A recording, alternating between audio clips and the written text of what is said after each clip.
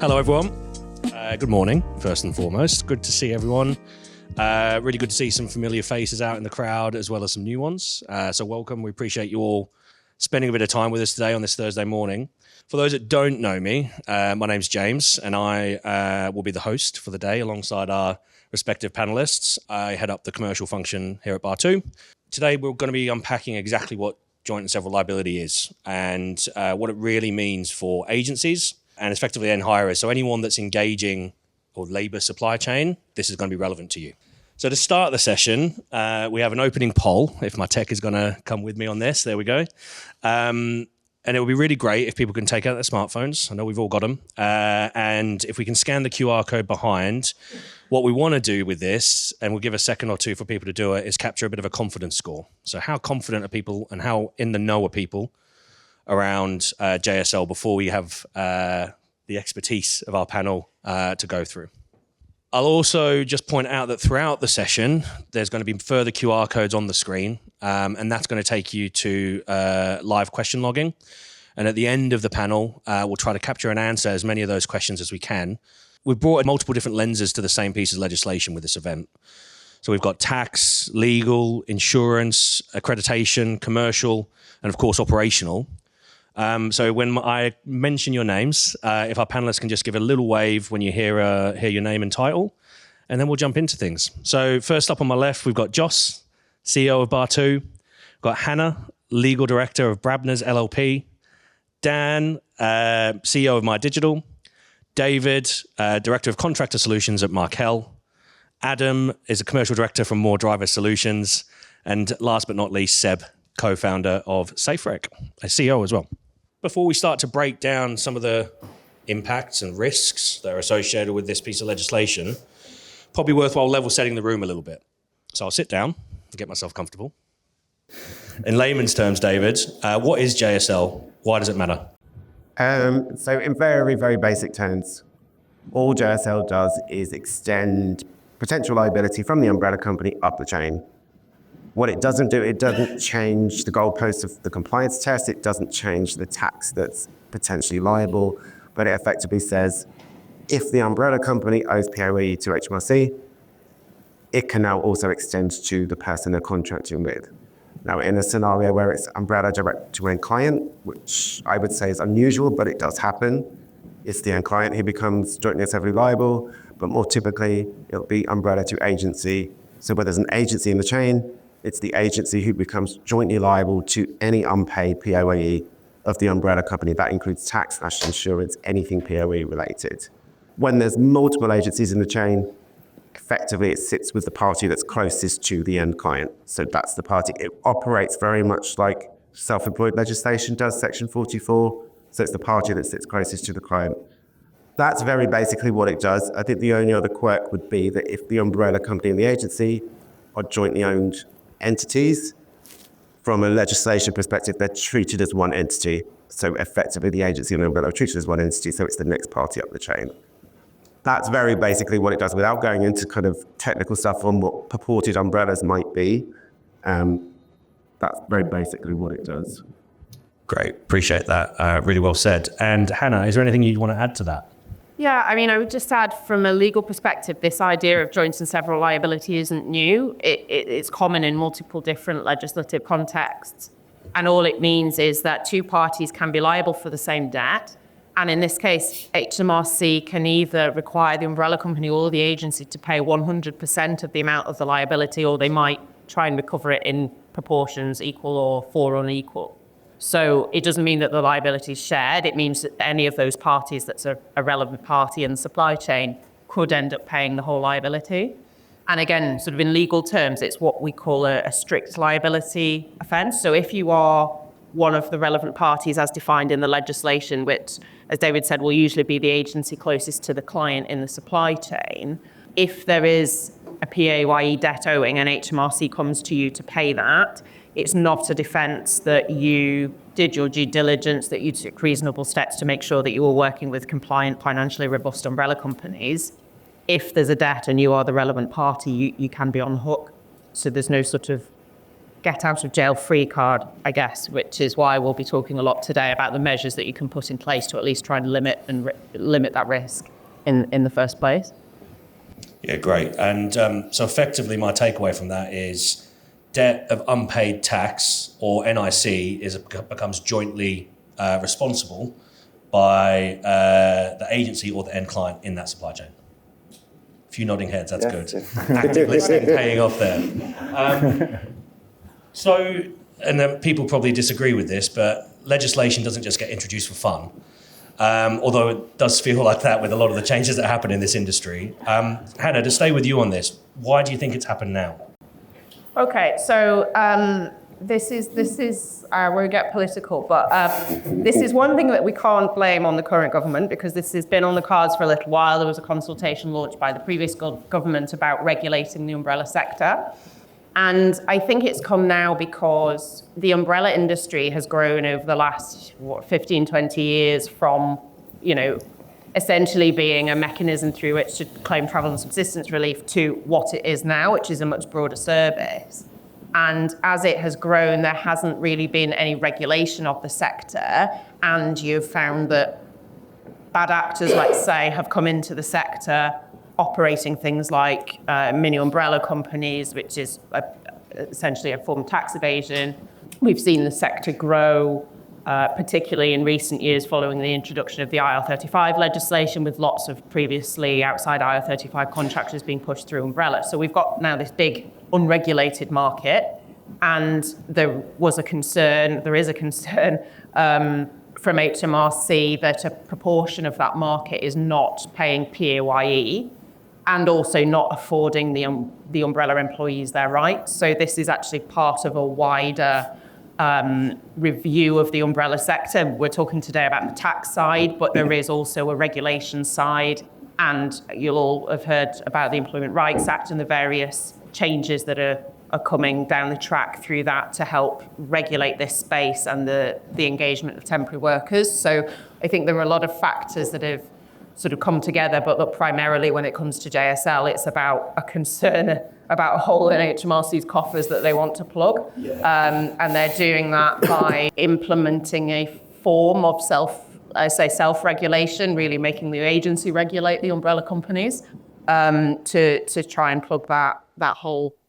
Yeah, great. There's definitely stories about some of those weird and wonderful schemes out there that we've all heard about and probably still see out there. Adam, it'd be great to hear your perspective on this. Why do you think it's now? I think, Hannah's right. It's been a long lead up to it with a large consultation, but I think it's important what they're looking at is shared responsibility. From a commercial perspective, you've got agencies and sometimes then clients that are quite prepared to look the other way to keep the margins and the prices artificially low. And how do you compete as an agency that's doing it right? How do you compete against that, where your competitor is not paying employees, NICs, etc.? So it obviously has a knock-on effect to the country, tax revenues down, etc. Everybody's trying to plug gaps, but 100% it is the shared responsibility that will stop agencies looking the wrong way. It will make clients police the supply chains better. I think that's why they're doing it. I don't think there's any surprises there. It's actually something that's been brewing for quite a long time then, with multiple moving parts over that time. From an agency's point of view, it probably feels that they're kind of in the spotlight with a lot of this. It's a lot more back onto them, especially with a lot more scrutiny that needs to be done. There's obviously more liability. David, do you think that agencies are the primary target in this? I would have to say technically, under legislation, no. However, we have, as part of the run-up to the legislation, we've been attending a number of HMRC webinars to get their insight and lots of questions asked about it. It's very, very clear from an HMRC perspective or a practical perspective, they're going to go in at agency level. I think it's because there's this perception that agencies are more solvent than umbrella companies. I think there's also a lot of, I'm not saying it doesn't happen, but kind of umbrella companies closing down when debt's due and then kind of phoenixing. So HMRC sees agencies as a more surer thing. They're a better target for HMRC inquiry. And I think this is the latest in kind of the self-policing legislation put on agencies to do. We saw it with IR35, we saw it with Section 44 and self-employment. Agencies are seen with as the ones with the power, I think. So yeah, I just think HMRC thinks they're a better bet. Technically, it's still a case that it's the umbrella company's debt. So the umbrella company is the one that creates the POA liability, so it should be them first. But kind of as Hannah said, joint and several liability means you're both liable for the whole. So we are certainly preparing for the fact that agencies, I believe, are going to have many more inquiries than they've ever had to deal with before. And Hannah, looking at that legal perspective and the wording of it, do you think it puts agencies in the limelight? Is there anything that differs to that perspective? No, I completely agree. And I think the other point to add as well is that if HMRC is approaching the agency for the debt, it's no good being able to say, but in my terms of business, I've got an indemnity from the agency below me or the umbrella company, so just go back and speak to them. They don't care. That's a separate commercial matter for you. You have to pay the liability to HMRC. And then if you want to try and recoup your losses and can from a solvent company pursuant to that indemnity, you can go down that route. But if you're the relevant party and you're on HMRC's radar, then I'm afraid you are liable to pay them directly. So there's not really any kind of statutory excuse. I think previously in other legislation, you've heard the term reasonable care. I think that translates in this sense to due diligence. Yeah. What do you think that actually provides for an agency? I think it provides you with a form of risk mitigation. It doesn't get you off the hook, but it should reduce the risk of liabilities arising in the first place because you're clear on your supply chain, you're clear on who's on your PSL, you have as much comfort as you can because you're doing regular due diligence and payslip checking and auditing, that any liability should be pretty limited to the period since you last did that check. And so you're reducing the risk of HMRC coming knocking on your door in the first place. But if they do, the fact that you've done all that may help in terms of sort of the amount of penalties or whatever, but ultimately it is not an excuse to not bear the liability. Yeah, and I think we'll cover that in a little bit more. But Seb, you're quite close to this area. What's your perspective here? Well, I think just to echo a little bit everything that has been said, I think that with different element to take in consideration. And I think that one of the things that we didn't touch on, and I think is very important to understand, is the mechanism that HMRC is going to use to get back the money, and that's the Regulation 80 determination. Now, the Regulation 80 determination is a mechanism that HMRC have to get back the unpaid tax from an employer. So originally, what was happening is the umbrella company doesn't pay the taxes. HMRC sent the Regulation 80 determination to the umbrella company saying, hello, here is a debt you need to pay. And what is very important to understand about Regulation 80 determination is that HMRC doesn't need any proof. It has their best judgments. So the way it works is they're going to have access to all information. They're going to assess that from their point of view, there is an amount of tax that is not paid and send a Regulation 80 determination to the relevant party. And David and Anna said it can be the recruitment agencies, the MSP, or the end client, depending on the supply chain. Now, when you receive this letter from HMRC asking for the amount of money, you have 30 days to appeal. If you don't appeal, it becomes a debt recoverable by HMRC from you. And this is what is scary with the legislation, is we move away from, okay, they need to be like, you receive letter and HMRC need to prove it doesn't work like that. They send a letter and you need to basically appeal it, and then you need to basically defend your position. So I think that all of that is creating a little bit of the perfect storm. Now, to address the point on due diligence, I think that the doing business and running a business is risky. It's risky because you use obviously on your umbrella company and what we talk about right now, but it's risky for every single supplier that you are basically using. The due diligence process is still important because this is what is going to allow you to make sure that the umbrella companies that you are working with, you can trust them. For you, it's important to understand their corporate structure, how they engage, the payroll models that they offer, what processes do they have in place to comply with laws and regulation. And now the new thing that is here, that is absolutely important, and we're going to talk about it today, is to ensure that the taxes are actually calculated, disclose and pay to HMRC. And that need to be your new compliance framework. When you engage with umbrella company, you need to understand who they are, and you need to work with umbrella companies that voluntarily will want to provide this information to you. Great, thanks, Seb. So it's not necessarily there as a mechanism to kind of shift blame or that liability or to protect. It's just more around confident decision making before that engagement starts. Absolutely. As Anna said, it's strict liability, and strict liability say no matter what you do, we don't care. Taxes need to be paid. In a nutshell, with a French accent, this is basically what it is. Say no matter what you do, no matter what you diligence, it doesn't matter. If you come to us and say, yeah, but look at, I check that and that, they say, don't care. There is a liability, here is a regulation IT determination, pay the bill or appeal and prove to us we're wrong, in a nutshell. Let's talk a little bit about then of breaking down some of those numbers, like when things maybe do go wrong. Joss, I'll come to you for this. How much financial exposure could a kind of small to mid-sized agency face? I think there's going to be a slide come up on that so you can see a number. Look, I think with these things, like numbers compound pretty quickly in this area. So you look at, say, an average payroll of just 20 contractors, say you've got a wage bill of 16K a week, you can quite quickly get to a six-figure like total liability. I think it's important we say total liability because you're assuming that it's been calculated correctly, there's going to have been payments, and if you're doing your checks, you can be quite confident. That's within 1 year. Revenue often look back on multiple year assessments potentially, and that's just a small payroll, what would be considered a small payroll. So a mid-sized agency can quite quickly get into seven-figure sums.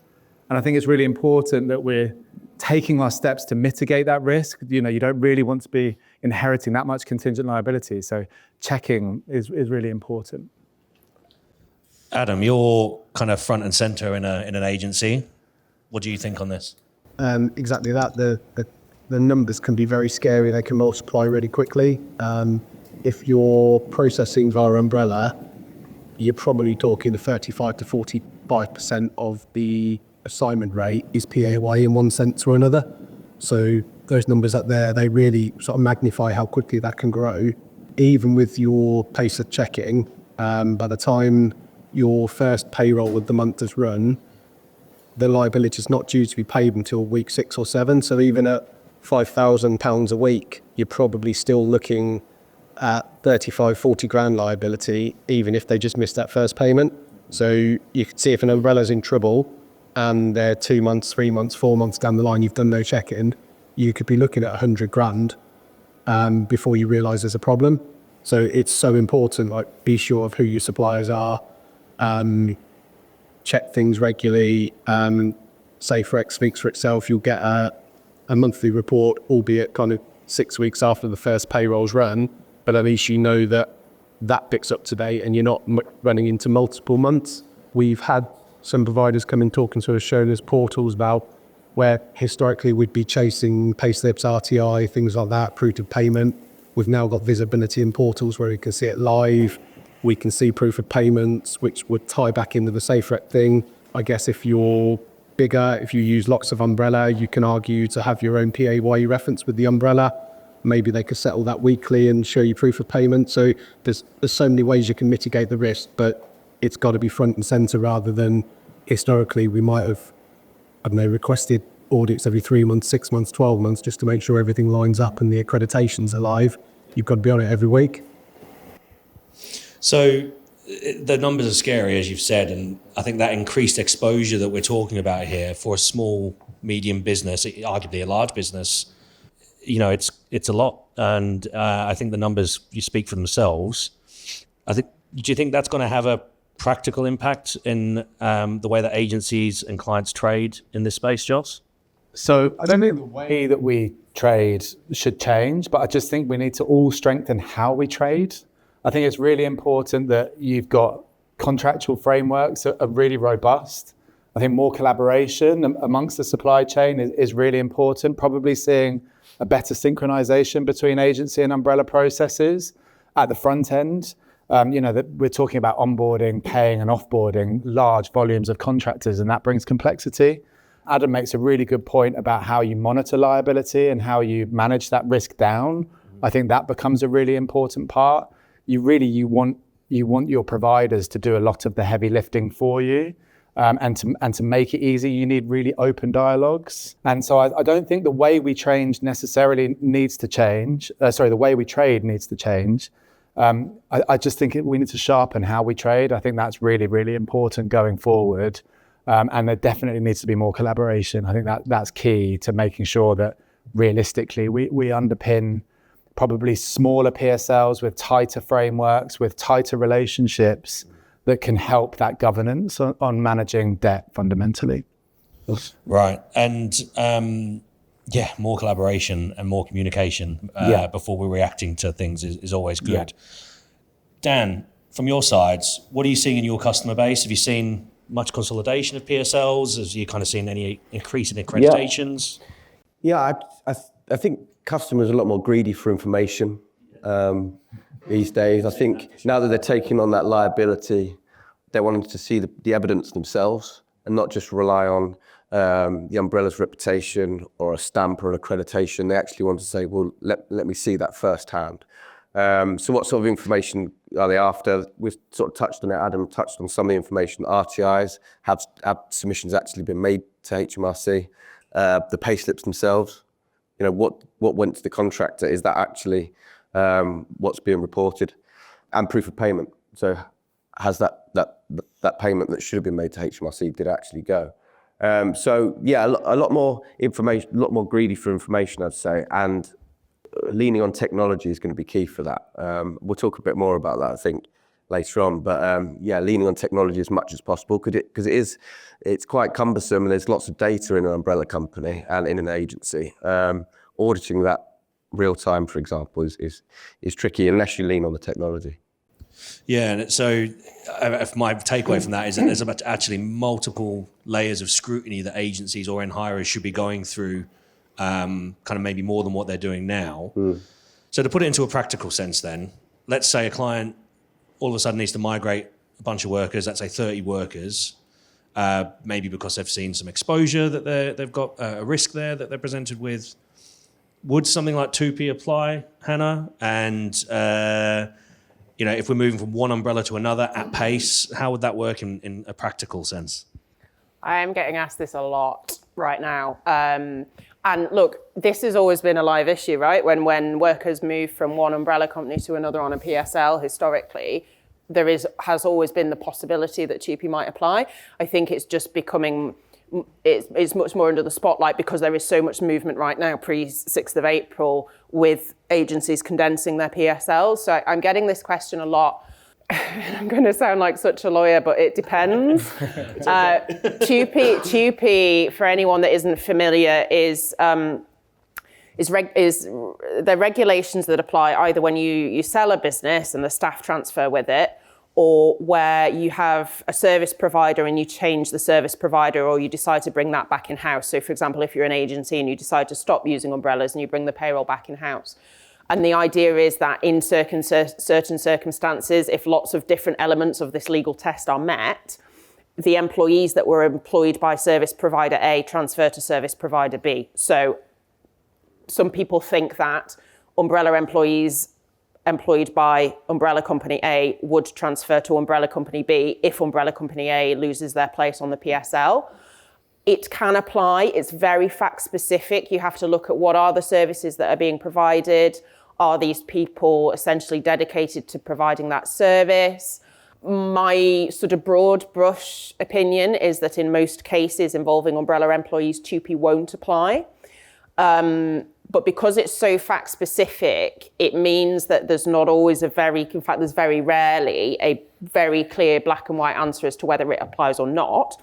If it applies, if all these elements of the legal test are met, it applies, nobody can do anything about it. It's a bit like joint and several liability. You can't decide umbrella to umbrella. Sorry, Josh, I'm chucking water over you. You can't decide not to apply it. You can't change it. If it applies, it applies. But whether it actually applies is not always clear, which means that depending on whether or not you want it to apply, you're going to run one argument or the other. So if you're an umbrella company that has lost your place on a PSL, you're potentially going to want to argue that 2P applies, because then your umbrella employees will transfer to the new umbrella company. Their continuity of employment will be preserved, so there's no break in service. So if they've got 2 years service for unfair dismissal rights, for example, they retain that. But more importantly, any rights and any liabilities attaching to those workers transfer over as well. It's almost as though the new employer just steps into the shoes. So if there's a pre-existing liability, that transfers to the new employer if TUPE applies.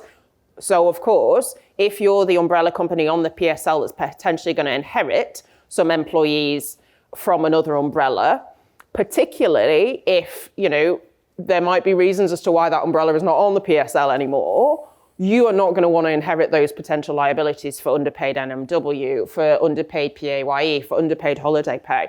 So you're going to try and find whatever legal arguments you can to say TUPE doesn't apply to this scenario. So you very often with TUPE situations end up with two parties kind of fighting it out, and it's the poor worker that gets left in the middle.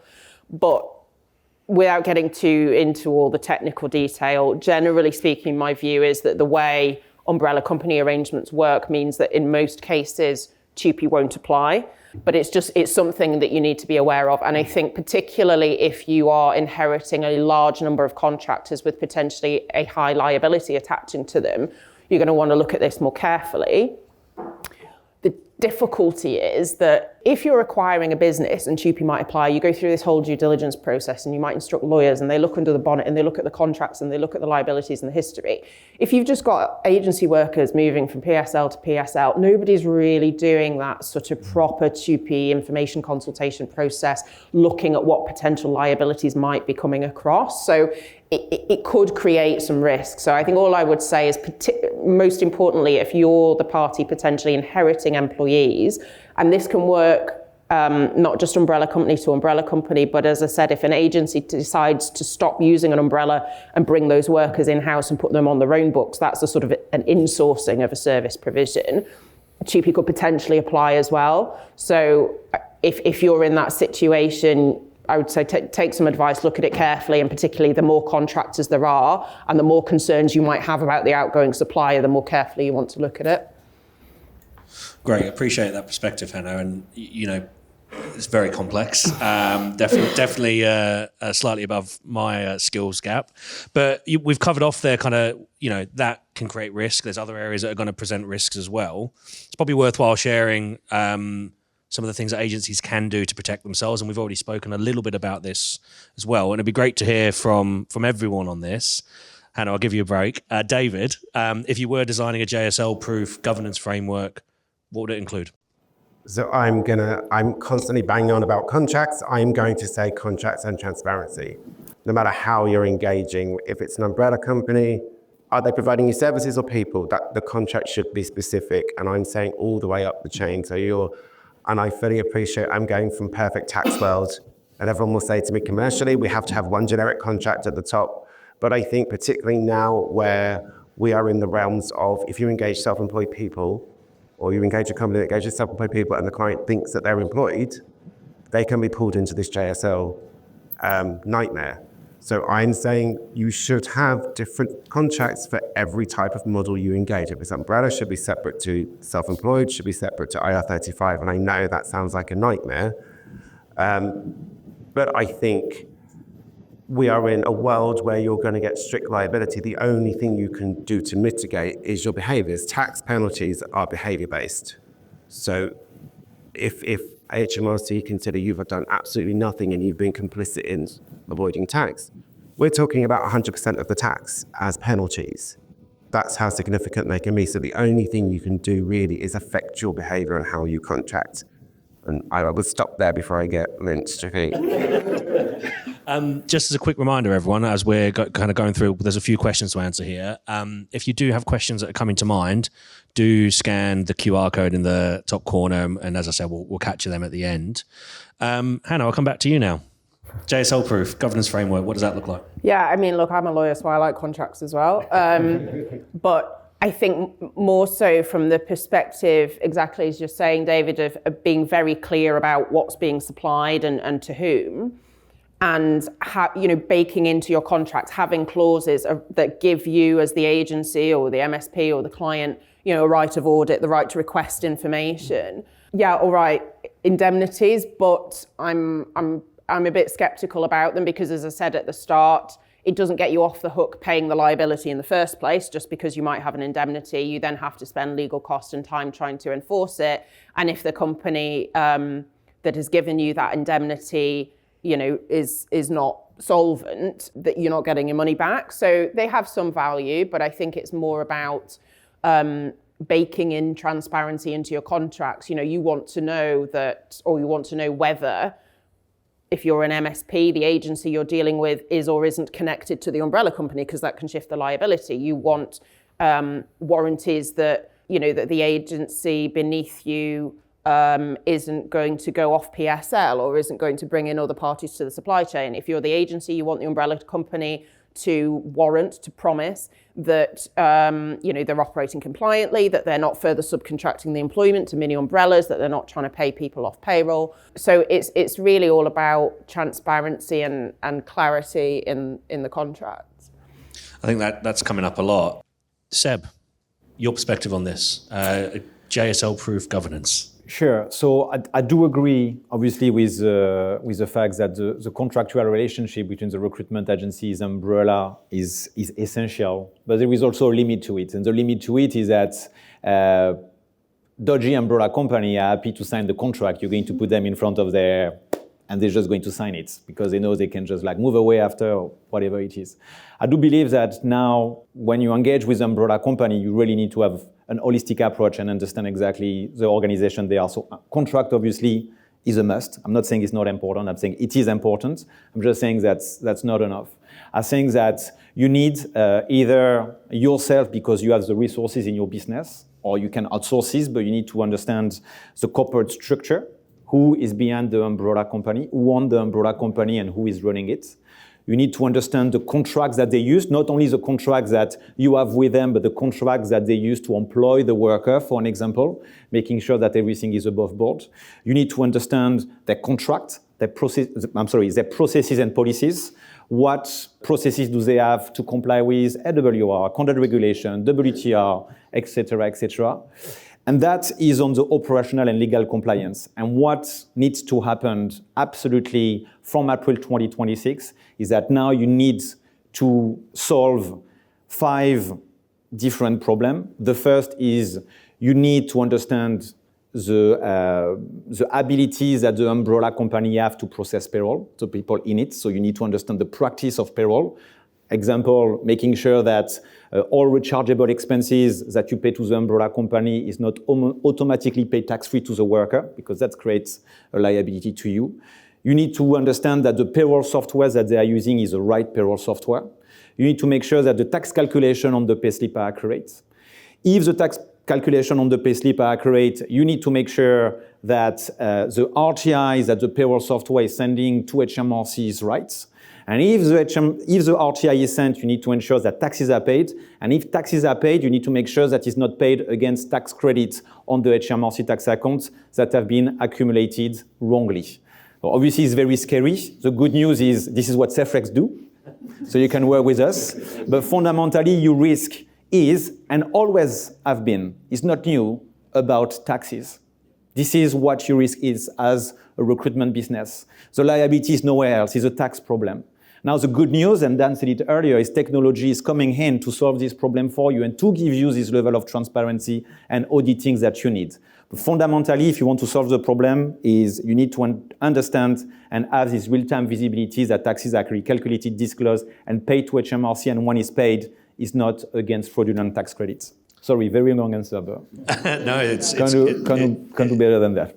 Really appreciate that, Seb. And Dan, from your side, building JSL-proof governance, what's that look like? What Seb was saying there, I see it in sort of 3 parts, really. You should understand what your liability is at the very least. How much am I on the hook for? You need to have that visibility in real time. Proof that the payslips that are being generated and calculated correctly. Again, there's technology out there that Seb's piece of software does that. Why would you not use it?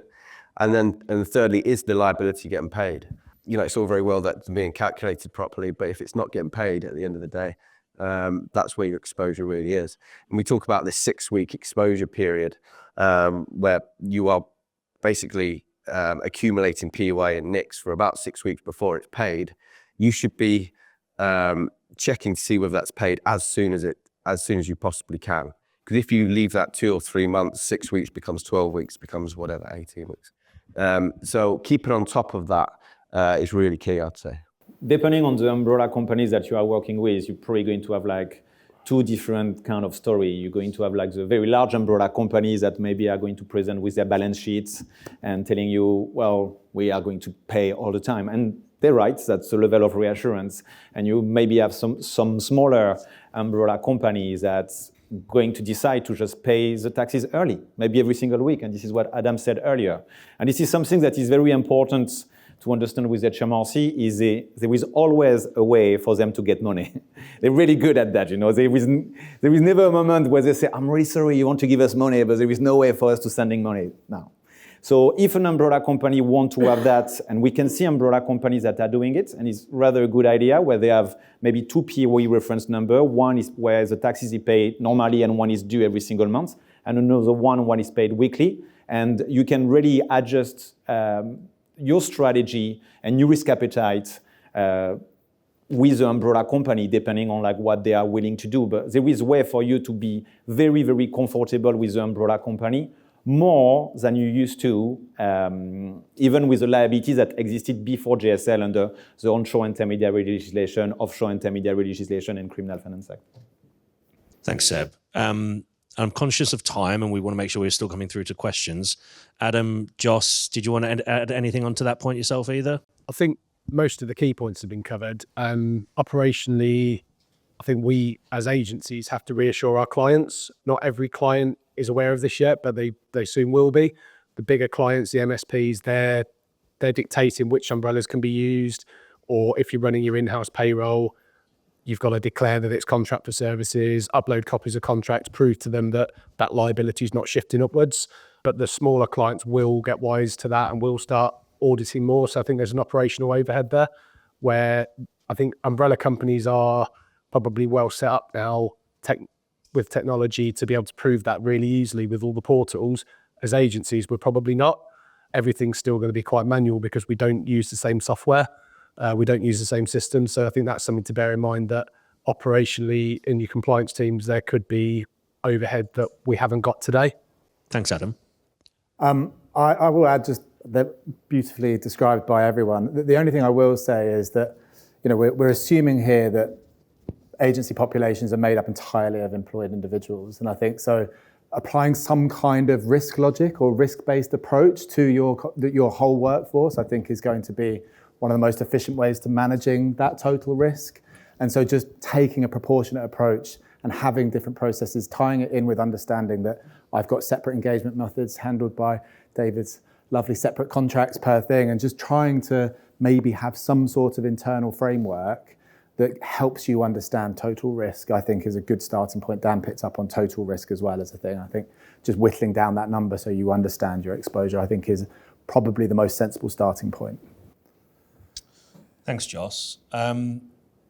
Again, conscious on time, and I want to make sure we do come through to these questions. So, and I think we've answered this in a nutshell, but is accreditation enough, Seb? Is there something out there that will act as a shield to everything about this? Accreditation are not enough, and accreditation have never been enough. There is no one piece of legislation, and really when you look at the scope of the different legislation, and I'm not going to say them again, but onshore, offshore intermediary legislation and Criminal Finance Act starting in 2014, 2017, all this liability that come to your business is all about taxes, and accreditation have never, ever been a defense for you. It's never a scenario in the past where HMRC come to you and say, yeah, but look at, they have a badge. And they say, okay, it's fine then. This scenario just doesn't exist, and I've never existed, and just to make sure that I kill the suspense, will never exist. This is not how HMRC works. However, what is important is not about are they accredited or not, or accreditation are important, is what value do you get? And my background, just to tell you a little bit about myself, is I used to work as a sales director in a recruitment agency. So 5 years ago, I was the one sitting in this meeting listening to other people without a French accent talking. And the reality is why we created SelfRec, and I need to talk a little bit about what we do here, is that everything is done transparently. So What the value of what we do with SafeRec is not the accreditation on its own, it's basically the values that you get and the transparency that you get. So every single reviews that we do on the corporate structure, on the contract, on the processes, on the policies, on the payslip audit, on the RTI is available to you, and you have this document as system of defense if HMRC come talk to you. But to answer the question, accreditation, I've never been a system of defense and never will be. I don't know if you disagree with that, Dan. I think understanding the relative differences between the accreditations is really key as well. What are they and what are they not? The FCSA, for example, a very thorough audit process, but it happens once a year. You know, it's not a real-time auditing process, and a lot can change within a year, but within an umbrella company. So yes, it's incredibly thorough, and whoever, umbrella companies that have been through that process will know how tough that is. But it's not a real-time system. SafeRec, for example, is real-time, but it does payslip auditing amongst a lot of other things. But for example, financials, if you wanted to see the relative strength of a balance sheet of an umbrella company, you probably need to go somewhere else for that. So just understanding the relative differences between the accreditations, I think, is really key. Yeah, great. So the days of kind of hearing of using a badge as a defense mechanism are kind of well and truly gone. So I appreciate both of your perspectives on that. Again, what's really important here is actually being able to evidence the decision-making process that you've gone through, all before that initial engagement starts. I've said that earlier today. Just because something worked one way previously, it's no longer going to be kind of tolerable in the next version of it. It's a lot of scrutiny. It's a lot of admin. We're talking about all the contracts, we're talking about data, we're talking about collaboration. How often should an agency be actually monitoring that umbrella company? You touched on this slightly there, but is it a weekly, monthly, quarterly, annually? How would you look at that? If it's payslip data, I think it should be real time. Yeah. There's no reason why you wouldn't do that. The technology is available. RTIs, so the submissions to HMRC, if it's a weekly submission, you should be monitoring that weekly. If it's monthly, you should be monitoring that monthly. The payments get made monthly. You should be checking that at the same frequency. So it sort of depends on the data. But should you be sort of rejigging your PSL, every month? Clearly not. That's probably more of a yearly process or something like that. Financials, maybe you look at the balance sheet maybe once a quarter. So just understanding what you're looking at and tailoring it for the piece of data that you're looking at, I'd say. So definitely a lot more involvement by agencies then. Joss, it is a bit of a burden there. How does this impact the risk-reward balance of using an umbrella company if you're an agency? I think you have to start with saying there's always been risk in using that. I think that's been clear from everything that the panel said. This doesn't change the risk profile. It just sharpens the tool with which HMRC are going to start recovery, or how they might start assessments, or where they might trigger assessments. So I think understanding that is firstly really important.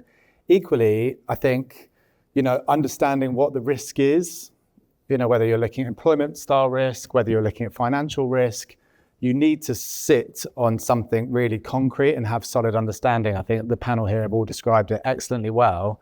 It sounds complex, and that's the reality. We are dealing with complexity, and whoever engages that workforce, fundamentally, the complexity doesn't really change, because it's a fast-paced workforce that we all engage and we all thrive from. It's weekly cycles of placing temps. This exists because there's been a lot of very aggressive models that have existed for a really long time, and revenue are trying to close that loop. We're in the aftershock and the ripples of how they've decided to govern that fundamentally. So I think understanding that helps us position how we need to approach it. So yeah, I personally don't think, I would say that obviously, that doesn't change the risk reward. I think it just sharpens our attention. We don't get to turn a blind eye anymore. I know of agencies that have used some of these aggressive models, and revenue will approach them and say, well, look, I outsource that. That's their responsibility. And revenue have not really got anywhere to go in that scenario. So I think where you're using mainstream sort of engagement methods, as long as you take the great advice that's been given by this panel about how to make that number as small as possible and stay on top of it, I don't think there's anything that should really alarm us. Really, it just sharpens the attention, is my view. Thanks, Joss. And Adam, from your side, is there anything you want to kind of add or challenge on that? Not challenge, no, probably agree with Joss. There's two elements to the risk. Then there's the employment risk, which will differ depending on what sector you work in. If you're working in a much faster moving sector where temps stick around for 4 weeks, 8 weeks, 12 weeks and move on, obviously your employment risk is going to be a lot less. So you might decide that in-house is for you. Longer tenure sectors like education, healthcare, workers tend to stick around for a number of years. You might want to outsource that employment risk to an umbrella company, becomes more attractive. Obviously, by outsourcing, you now invite the risk of JSL.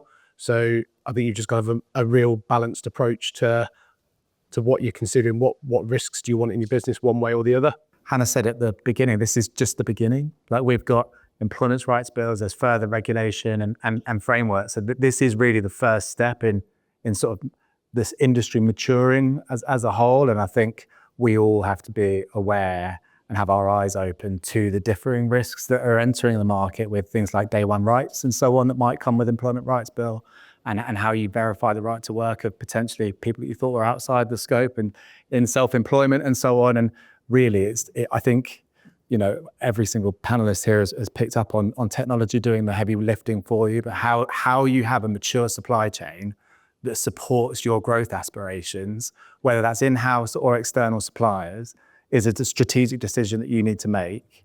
And then you need to make sure that you're doing everything within your power to manage that risk exposure that helps you fuel your growth and your sustained success. When you said about like this is a strategic decision, it made me think about that. It's very important to understand as an agency, especially if you do like payroll internally and you engage your worker as agency PAYE and you pay them as agency PAYE, the way that the legislation has been drafted, if you engage your worker in a contract of employment, you are an umbrella company in the legislation. That means that the liability is going to be with your MSP and with your end clients. That is very, very important to understand, because it's also likely that obviously you're going to put more scrutiny on your umbrella company, but your client or MSP are going to put more scrutiny on you as well because of that. So I think it's very important to come back to what you're saying, that at the moment, and with the level, obviously, of due diligence that umbrella company are going through at the moment and have been for years, there are conversations that we have with MSP that they actually estimate now that the risk with umbrella company is less than engaging recruitment agencies that process PAYs themselves because of this legislation. So that is very important to understand, because that's something that might impact you in conversations that you have with your client or with your MSP. Yeah, we hear that a lot, and I think you've kind of, again, you've answered a little bit of this here, but quickly bringing everyone in-house under PAYE, does that actually reduce the risk overall? Oh, I don't think so. I think obviously Seb's sort of picked up on that, I think, greatly. Like, it depends where the risk sits, what the risk is, what risk you're trying to mitigate. It's not, you can hear from the way the panel are talking, it's not simple. It's not as simple as just making a knee-jerk reaction to say, oh, I don't want that risk, this is my answer. You have to sit and strategically look at how you want to engage a workforce, who's happy with holding the risk, how you might manage it, how you might mitigate it. I'm sure David's got ways that we can talk about how you might be able to minimize that exposure period and the processes that you need to bring in to minimize that cash exposure. Equally, you have to think about operationally, are agencies geared up to being able to actually execute this at scale? You're talking about hundreds, if not thousands of people, potentially, depending on your scale, of being onboarded, paid, and offboarded every month. Yeah, it's operationally demanding. That's why, David picked up on saying that agencies are more solvent. That's because umbrella businesses are absorbing an awful lot of administrative cost and process that agencies aren't having to deal with. We are essentially an extension of back offices of recruitment businesses that allow them to focus what they're good at, which is recruiting.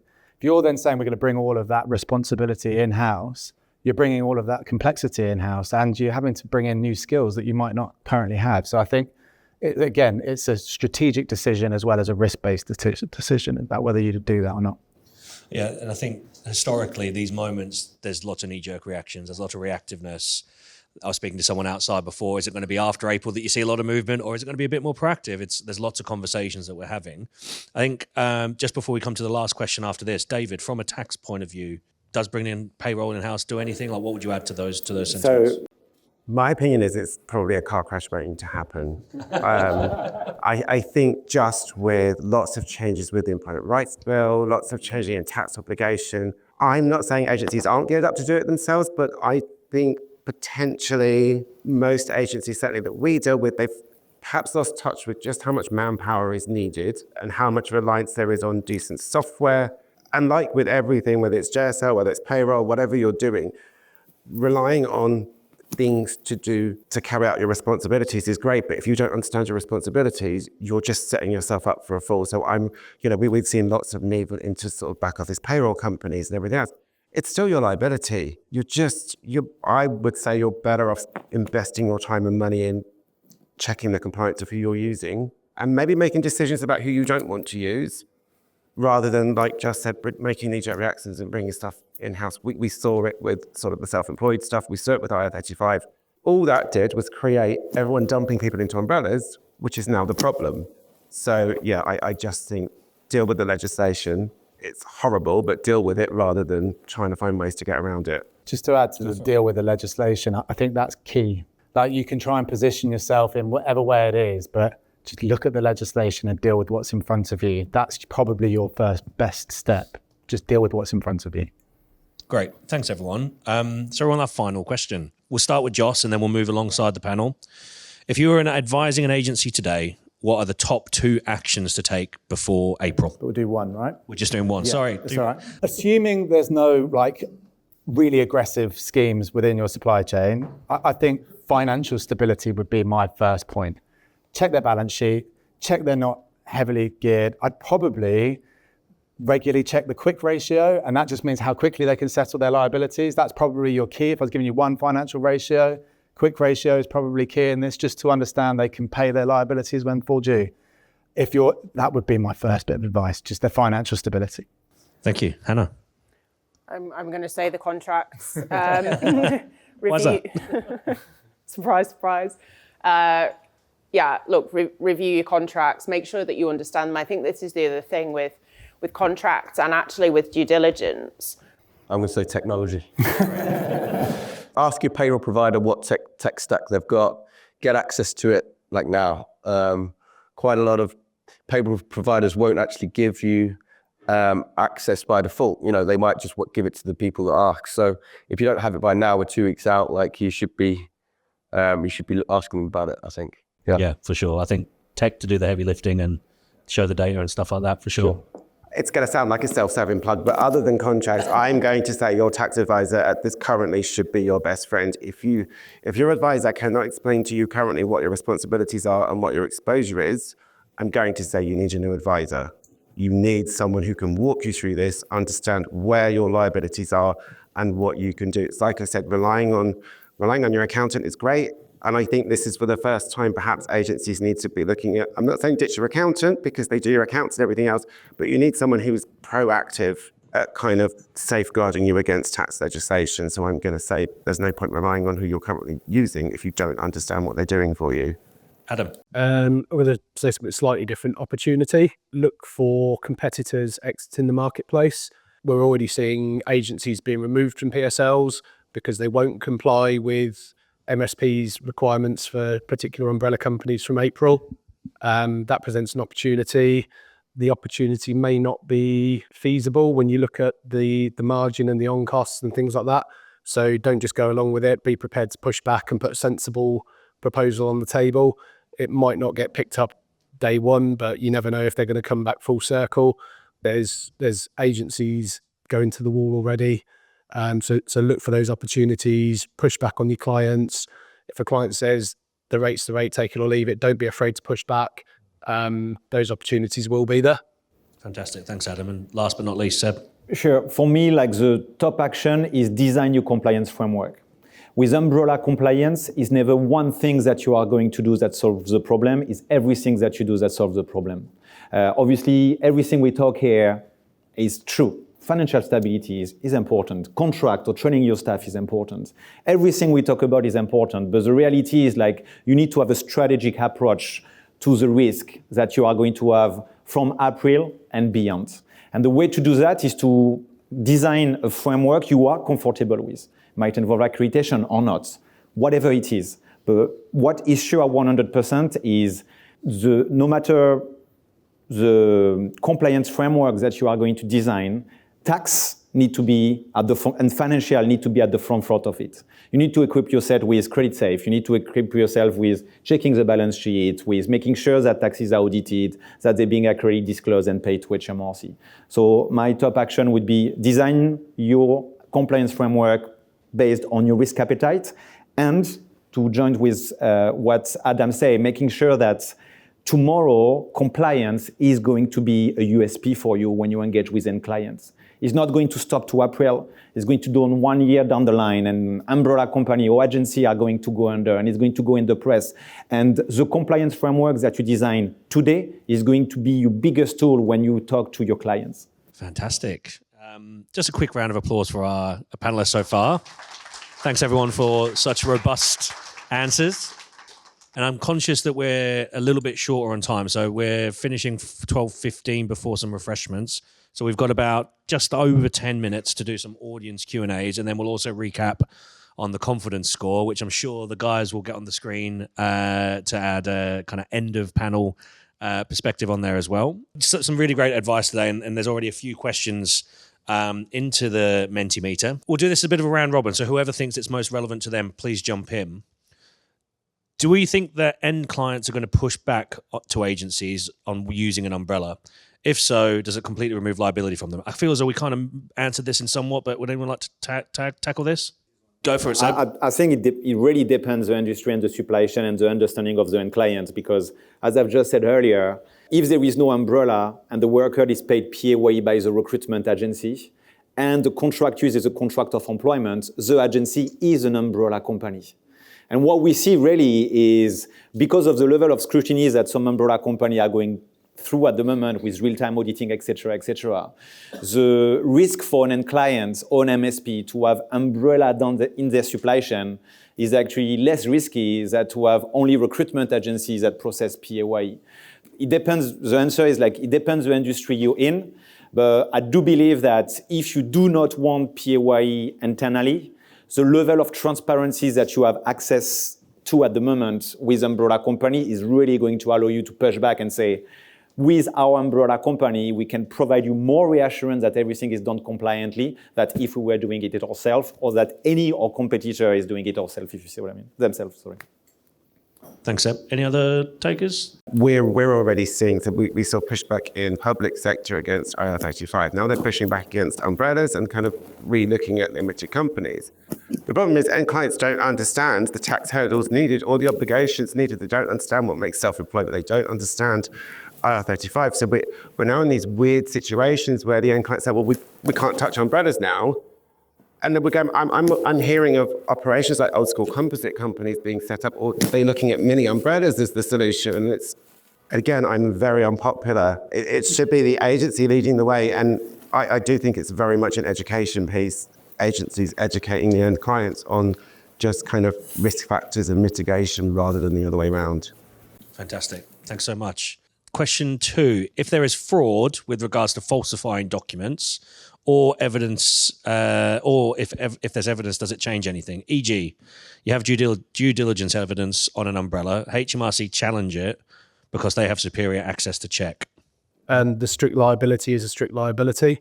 You may have a case further down the line with the umbrella company that provided the fraudulent document, but it's not going to change HMRC's position.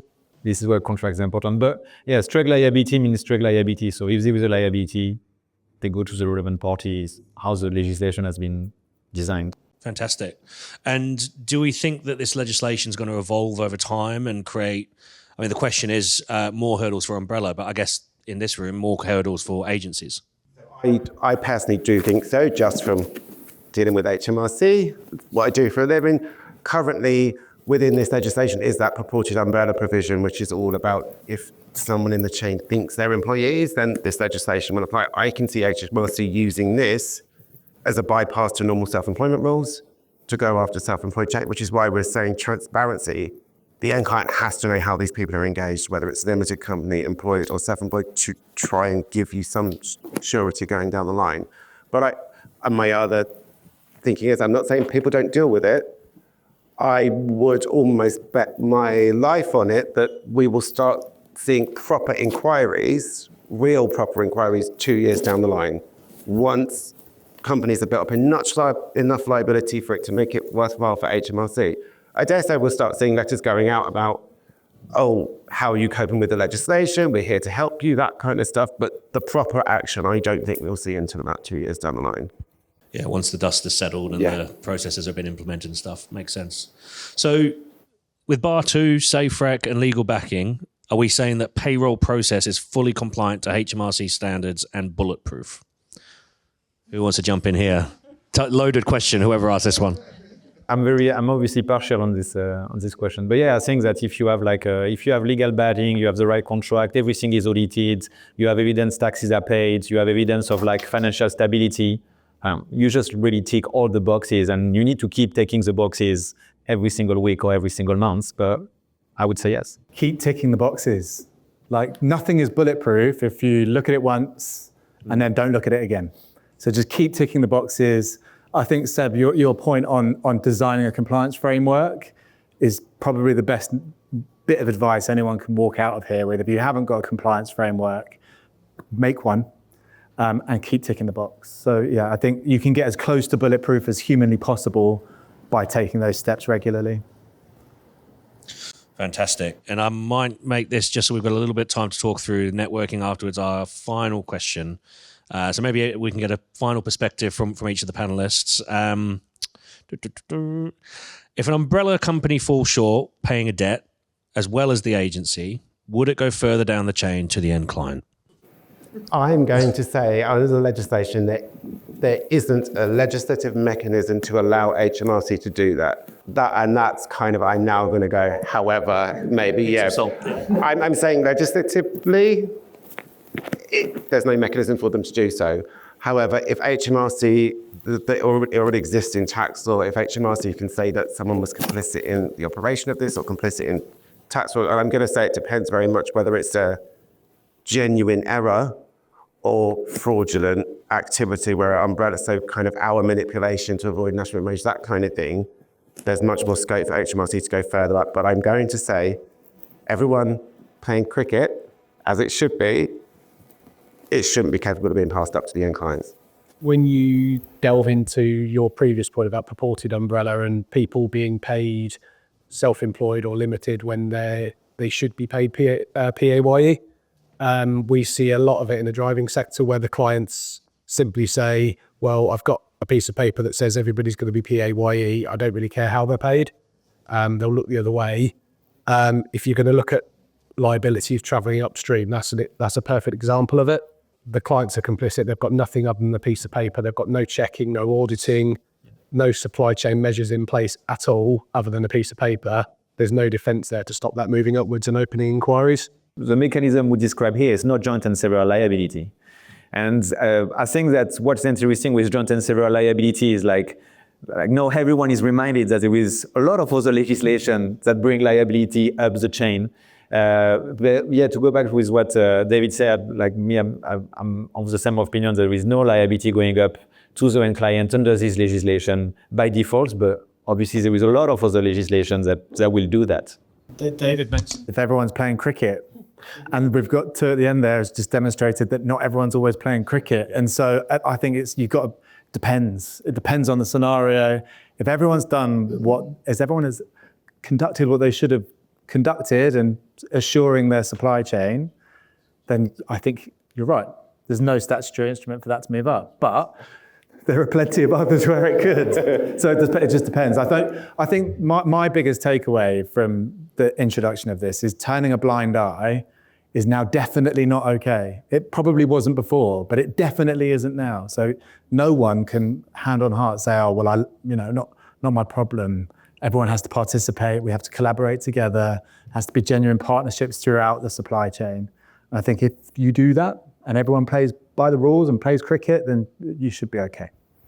Yeah, we did a conversation back when draft legislation came out, and I think we did an episode of our podcast, and you said putting your head in the sand is definitely not the right thing to do at this moment. Definitely not. So I think that's again, it rings true here. Final couple of, we're just over time, so final couple of perspectives here, and then we'll finish up.